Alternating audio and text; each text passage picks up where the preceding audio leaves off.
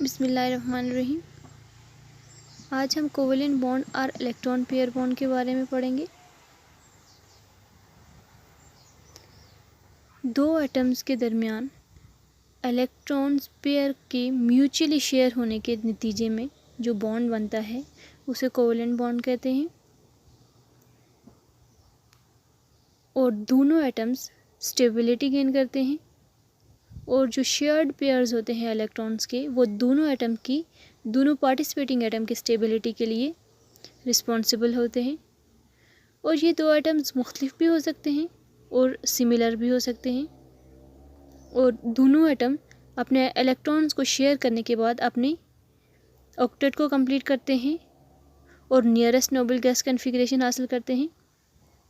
जो compounds covalent bonding करते हैं या कोवेलेंट बॉन्डिंग के नतीजे में बनते हैं उनको कोवेलेंट कंपाउंड्स कहते हैं। कुछ फैक्टर्स ऐसे हैं जो फॉर्मेशन ऑफ कोवेलेंट बॉन्ड को फेवर करते हैं। For example high ionization energy, comparable electron affinity and electron negativity, high nuclear charge and small atomic size. High ionization energy covalent bond को कैसे फेवर करेगी? कुछ एलिमेंट्स जिनकी आयोनाइजेशन एनर्जी हाई होगी वो अपने इलेक्ट्रॉन को ईज़िली रिमूव नहीं कर सकेंगे, इसलिए वो आयनिक बॉन्ड तो नहीं बनाएंगे, क्योंकि आयनिक बॉन्ड फॉर्मेशन के लिए loss of electron and gain of electron necessary है। ऐसे एलिमेंट्स स्टेबिलिटी गेन करने के लिए इलेक्ट्रॉन्स को म्यूचुअली शेयर करेंगे। सेकंड, कंपेरेबल इलेक्ट्रॉन एफिनिटी, तो दो एटम्स जो इलेक्ट्रॉन पेयर को शेयर कर रहे हैं उनकी इलेक्ट्रॉन एफिनिटी इलेक्ट्रॉन्स के लिए जो कशिश है वो तकरीबन दोनों की सेम होनी चाहिए। जब दोनों के इलेक्ट्रॉन एफिनिटी इलेक्ट्रॉन्स के लिए कशिश सेम होगी तो कोई भी एटम इलेक्ट्रॉन को लूज़ या गेन नहीं करेगा, वो इलेक्ट्रॉन्स को म्यूचुअली शेयर करेंगे। और सिमिलरली अगर इलेक्ट्रोनेगेटिविटी दोनों एटम्स की कंपेरेबली नियर है तो कोई भी इलेक्ट्रॉन्स को ट्रांसफ़र नहीं कर पाएगा किसी दूसरे एटम से, वो इलेक्ट्रॉन्स को शेयर करेंगे और कोवेलेंट बॉन्ड बनाएंगे। Last condition high nuclear charge, तो इस केस में भी जब न्यूक्लियर चार्ज हाई होगा और साइज स्मॉल होगा तो इलेक्ट्रॉन का ट्रांसफ़र डिफ़िकल्ट है किसी भी एटम से, वो भी प्रेफर करेगा कि इलेक्ट्रॉन्स को शेयर करे। ये 4 कंडीशंस हैं जो फेवर करती हैं कोवेलेंट बॉन्ड फॉर्मेशन को। अब टाइप्स ऑफ कोवेलेंट बॉन्ड हैं, 3 टाइप्स ऑफ कोवेलेंट बॉन्ड हैं जो डिपेंड करती हैं शेयर्ड पेयर ऑफ इलेक्ट्रॉन्स पे। फर्स्ट है सिंगल कोवेलेंट बॉन्ड, सेकंड है double covalent bond and third है triple covalent bond. A covalent bond formed by mutually sharing of one pair of electrons is called a single covalent bond.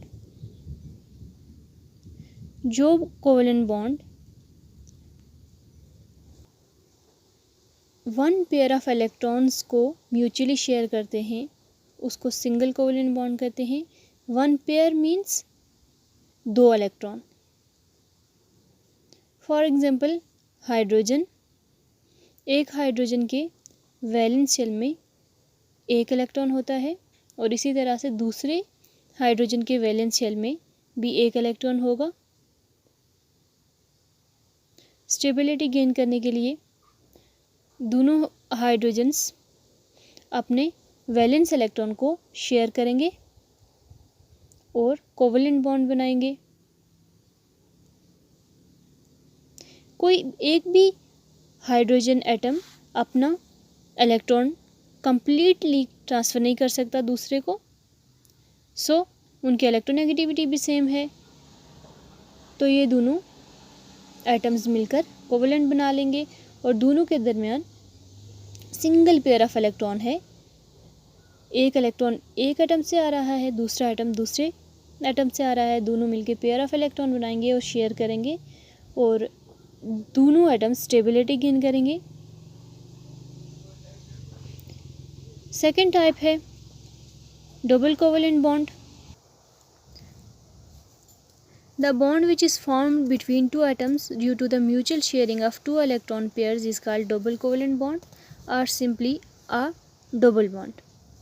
दो atoms के दरमियान जब two pairs of electron mutually share होंगे तो इसको double pair of electrons double covalent bond कहा जाएगा। Covalent bond को हॉरिजेंटल लाइन से रिप्रेजेंट किया जाता है। सिंगल बॉन्ड है तो सिंगल लाइन से और डबल बॉन्ड है तो डबल लाइन से रिप्रेजेंट किया जाता है।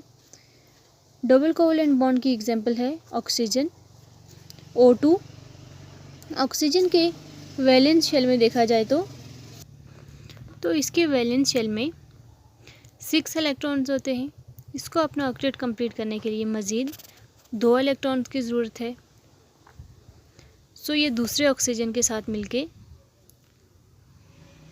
इलेक्ट्रॉन पेयर को शेयर करेगा। ऑक्सीजन और ऑक्सीजन के दरमियान डबल बॉन्ड बनेगा। अब हर एक ऑक्सीजन के पास वैलेंस शेल में 8 इलेक्ट्रॉन्स पूरे हो गए हैं और दोनों एटम्स स्टेबल हो गए हैं।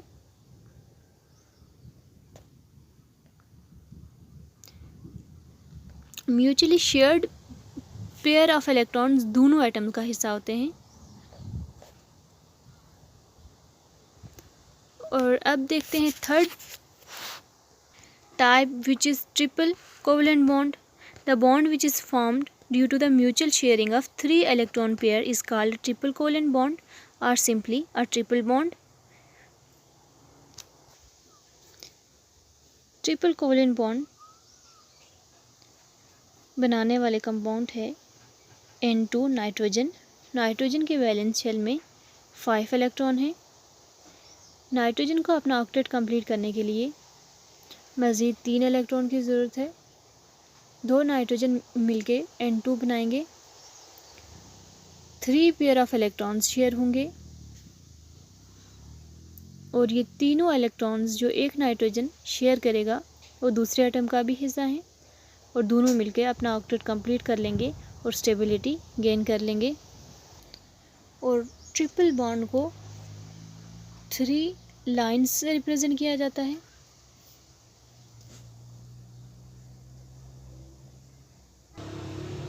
हर एक नाइट्रोजन के पास 2 एक्स्ट्रा इलेक्ट्रॉन मौजूद होते हैं। सो दोनों नाइट्रोजन एटम्स के पास एक लोन पेयर भी मौजूद रहेगा।